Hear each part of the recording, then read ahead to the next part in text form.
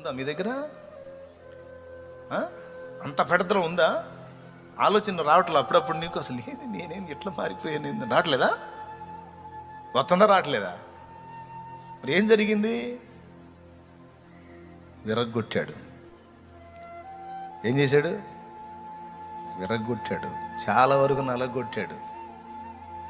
నీ నోటిని కంట్రోల్ చేశాడు, నీ మెంటాలిటీని కంట్రోల్ చేశాడు, నీ తొందరపాటుని కంట్రోల్ చేశాడు. నీకు అర్థం కాల.